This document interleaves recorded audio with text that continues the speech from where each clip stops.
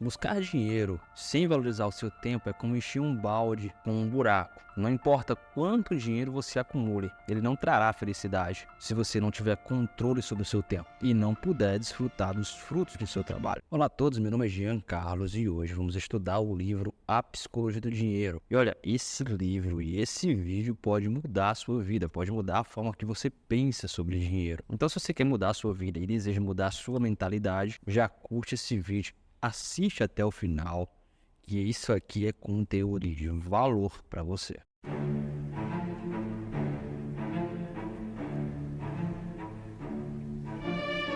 Provavelmente você pensa em dinheiro apenas como números, planilhas, matemática ou uma equação que precisa ser resolvida. Mas as verdadeiras decisões financeiras são tomadas longe das calculadoras. Geralmente são tomadas em mesas de jantares, com ego, orgulho, medo e história pessoal. A verdadeira natureza do dinheiro é a dança entre a aritmética fria de uma planilha e a natureza humana. Quando se trata de dinheiro, somos criaturas complicadas. E o sucesso financeiro não é tanto quanto você tem, mas sobre quanto você sabe como você se comporta. Ponto número 1.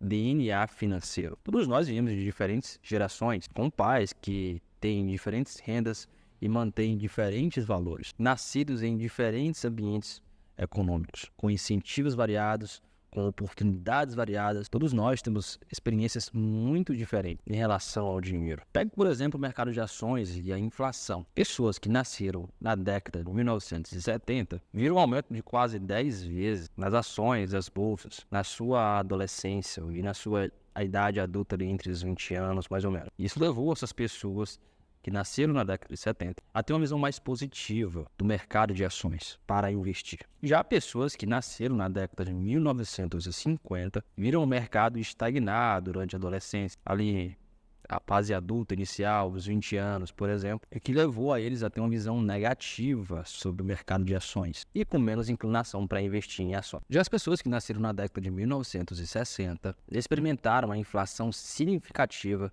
durante a sua adolescência e início da fase adulta, ali por volta dos 20 anos, levando a maior consciência e uma visão mais negativa da inflação e dos seus efeitos. Já as pessoas que nasceram na década de 1990 experimentaram a inflação bem mais baixa durante a sua vida, levando-as a menos preocupação com a inflação e seus efeitos. A experiência de uma pessoa com o mercado de ações e a inflação ao longo da sua vida inicial moldam grandemente as suas atitudes e comportamento em relação a investimentos e a tomada de decisões financeiras. As pessoas justificam todas as decisões financeiras que tomam com base nas informações daquele momento e do seu modelo mental no mundo, que foi passado para elas pelos seus pais e é moldado por suas experiências de vidas únicas. E embora elas possam estar desinformadas, faltar informações ou tomar decisões ruins, suas ações fazem sentido para elas naquele momento e estão alinhadas com a sua própria história pessoal. De acordo com Russell, as pessoas fazem algumas coisas loucas com o dinheiro, mas ninguém é louco. Todos nós temos visões do mundo únicas. E como não existe uma maneira universalmente correta de gerir o dinheiro com sucesso, nenhum de nós é louco. Todos nós tomamos decisões financeiras com base em nossas experiências de vida pessoal e com base também em nossas visões sobre o mundo. Número 2, juros compostos, os reis dos juros compostos. Não há dúvida que Warren Buffett é considerado um dos maiores investidores de todos os tempos. Sem dúvidas. Mas o que é mais impressionante em Buffett é que 81 bilhões de dólares dos 84 bilhões de dólares que ele possui foram ganhos depois que ele atingiu a meia-idade. Russell, nesse livro, ele explica que poucas pessoas prestam atenção o suficiente no fato mais simples. A fortuna de Warren Buffett não se deve apenas por ele ser um bom investidor, não, mas por ele ser um bom investidor desde quando ele era criança. E como ele investia desde os seus 10 anos de idade, ele conseguiu aproveitar o poder dos juros compostos, o poder da composição. Vamos imaginar que você investe R$1.000 com uma taxa de juros de 8% sobre o seu investimento. Inicialmente, após um ano, você teria R$80 de ganho, né? E no total ali você teria R$1.080. Parece pouco, só que no ano seguinte, pelo efeito dos juros compostos, no lugar de você ganhar 80, agora você ganha mais R$86,40, que agora os R$1.000, 1.080 se juntaram ao valor. Porque o investimento composto, ao longo do tempo,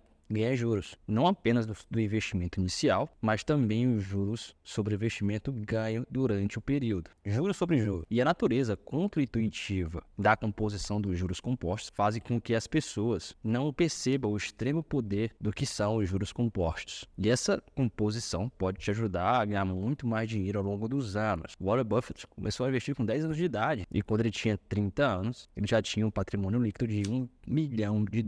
Mas aí, vamos imaginar uma situação mais comum dos jovens, por exemplo. Imagine que o Warren Buffett se comportou como um jovem normal, de 20 anos de idade. E ele usou muito da sua renda em viagens, em carros legais e tudo mais. Se ele começasse com um patrimônio de $25 mil aos 30 anos e se aposentasse aos 60, e se seus investimentos continuassem gerando os incríveis, 22% ao ano, seu patrimônio líquido hoje seria $11,9 milhões. 99,9% a menos do que o seu patrimônio atual. Ou seja, quanto mais cedo você investir, mais dinheiro você vai ter no final. E o sucesso do Warren Buffett se deve à boa fase financeira que ele construiu ao longo dos anos e sua longevidade no seu investimento. Para que os juros compostos funcionem, você precisa do fator tempo e de paciência e longevidade. Vamos lá, considere isso de outra perspectiva.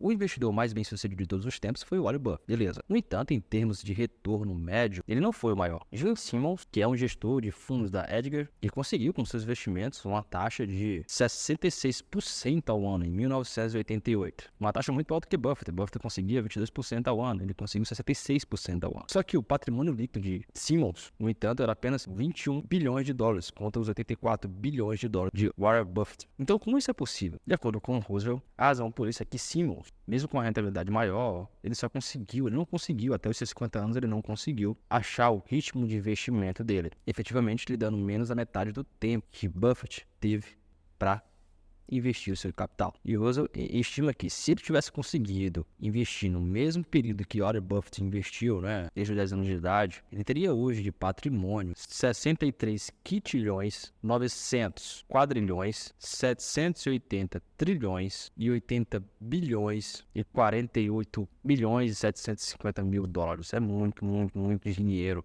Dinheiro infinito. Então, não subestime o poder dos juros compostos. Não importa o quão seja contra-intuitivo, o poder dos juros compostos não pode ser ignorado. Essa é uma regra muito importante do dinheiro. Número 2. Pessimismo e dinheiro. O otimismo é a crença que as chances de um bom resultado estão por vir ao longo do tempo, mesmo que hajam contratempos ao longo do caminho. Mas quando se trata de dinheiro, todos nós temos um viés maior para o pessimismo e que guardamos caro em nossos corações. Mas se você olhar para trás, você vai ver que as coisas sempre melhoram ao longo dos anos. Então, por que estamos abraçando mais o pessimismo com relação ao dinheiro do que o otimismo? Não faz sentido, não é? A resposta é simples. É porque as coisas boas levam muito tempo e não acontece do dia para a noite. E o dinheiro é um assunto que atrai muito pessimismo por conta de diversos fatores. O primeiro fator é que o dinheiro é muito importante para nós. Quando a gente escuta algo ruim sendo falado sobre a economia, por exemplo, é mais provável que a gente preste atenção. Por exemplo, uma queda de mercado de ações por 40%, por exemplo, ao longo de 6 meses, provavelmente vai atrair sua atenção imediatamente. E pode até atrair intervenções governamentais. No entanto, uma ação, por exemplo, que valorize 140% em 6 anos,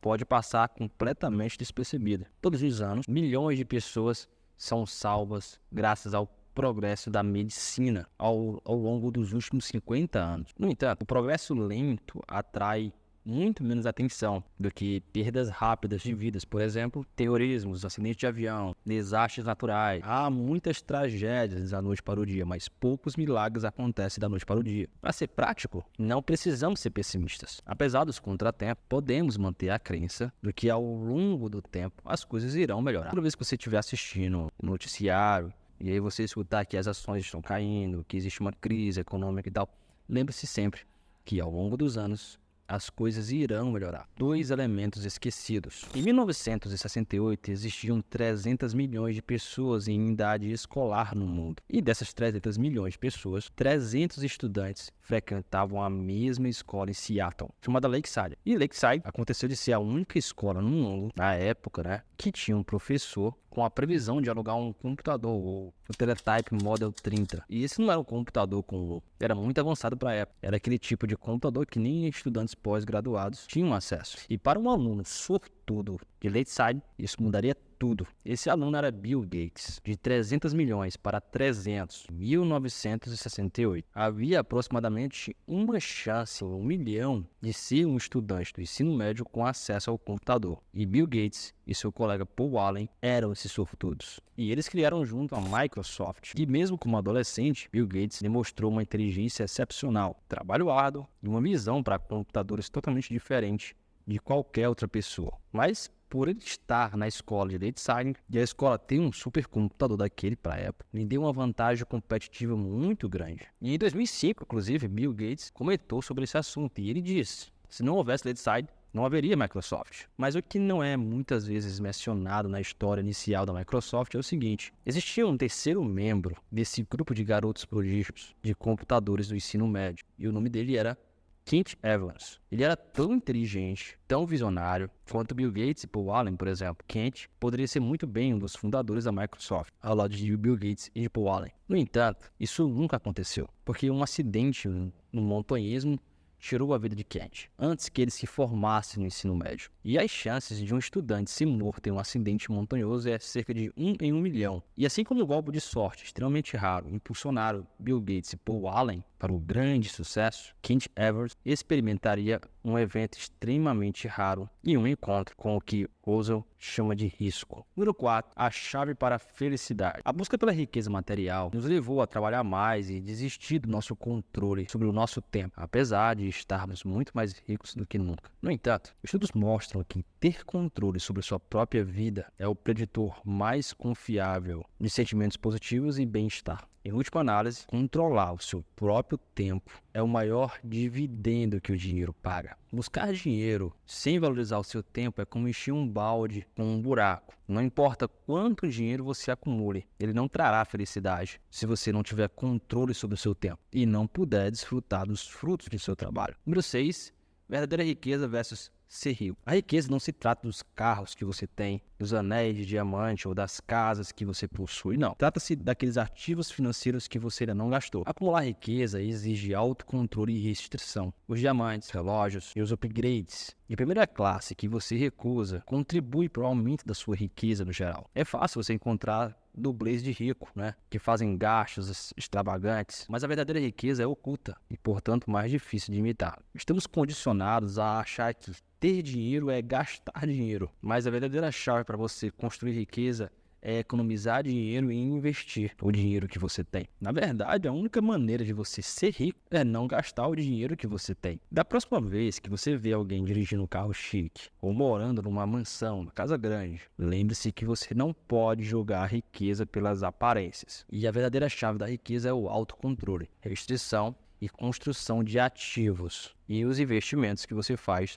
no seu futuro. Número 7. Preço real. Imagine que você está escalando uma montanha com o objetivo de alcançar o pico e admirar aquela vista incrível. Você talvez tenha sol naquele dia, talvez chuva, você pode se perder, você pode cair e se machucar. Às vezes, a dificuldade da escalada nem sempre é tão aparente até que você esteja no meio delas. Quando você olha do chão, quando você olha para cima, o caminho que você deve tomar parece ser óbvio, mas ao longo do caminho, você certamente precisará reavaliar e mudar o seu caminho para chegar no pico. Você sabe que não existe nenhuma ilusão de uma escada rolante que vai te levar até o pico, uma montanha sem esforço. Não, o esforço que você tem é o preço que você tem que pagar para conseguir chegar ao pico da montanha. Mas quando chega o mercado de ações, muitas pessoas pensam que podem evitar as incertezas, os riscos, por exemplo, e conseguir algo sem nenhum esforço, sem ter riscos. O autor do livro, Russell, compara o mercado de ações com comprar um carro novo. Se você quer um carro, você tem 3 opções: comprar um carro novo, comprar um carro usado ou roubar um carro. O carro novo ele tem um preço mais alto, mas a recompensa é muito maior. Pense num carro novo com almejar um retorno de 12% das ações. Um carro usado é mais barato, mas também vem bem menos recompensa. O carro usado é como se fosse um investimento mais seguro, que retorna um investimento ali de 4%, por exemplo. Roubar um carro é você tentar algo por nada, sem ter pago nada. 99% das pessoas evitam roubar um carro, é claro, porque as consequências superam os benefícios. No entanto, quando se trata de mercado de ações, elas tentam todo tipo de truques ou estratégias para obter bons retornos no mercado mercado sem pagar o preço, ou tentando comprar algo antes de um grande boom, aquela ação. Considere, por exemplo, querer ganhar um retorno anual de 11% ao longo de 30 anos para você preparar sua aposentadoria, não é? Um exemplo aqui de uma empresa de 1950 a 2019, Dow Jones, retornou cerca de 11% ao ano, ao longo desses 69 anos. Claro que houve oscilações. Para muita gente, as ações subindo e descendo pode ser traumático, e eles tentam entrar e sair rapidamente sem pagar o preço, que é semelhante a roubar um carro. E o preço que você deve pagar não é somente em dólares ou reais. Trata-se de aceitar as emoções e a volatilidade e o medo de perder, que o risco pode trazer. Número 8, esteira hedônica. Será que é o suficiente? Saiba quando é o suficiente para você. Toda vez que você atingir um objetivo, você continua movendo a trave mais adiante. A busca pelo dinheiro e o sucesso sem saber o quanto é o suficiente é como se você subisse uma escada sem fim. Não importa o quão alto alguém suba, sempre irá existir um degrau maior para você alcançar. E quando você tenta buscar algo e nada é o suficiente para você, você pode acabar caindo numa depressão, na falta de felicidade e realização. E esse livro é inspirado no livro A Psicologia do Dinheiro, de Morgan Housel, que explora a complexa relação do dinheiro e o comportamento humano. E se você se interessou por esses insights e sobre a psicologia do dinheiro e quer aprofundar seus conhecimentos sobre dinheiro e psicologia humana com relação ao dinheiro, eu deixei aqui embaixo o link na descrição desse livro para você. Então, se você gostou do vídeo, curte, se inscreve no nosso canal no YouTube. Muito obrigado e até o próximo vídeo.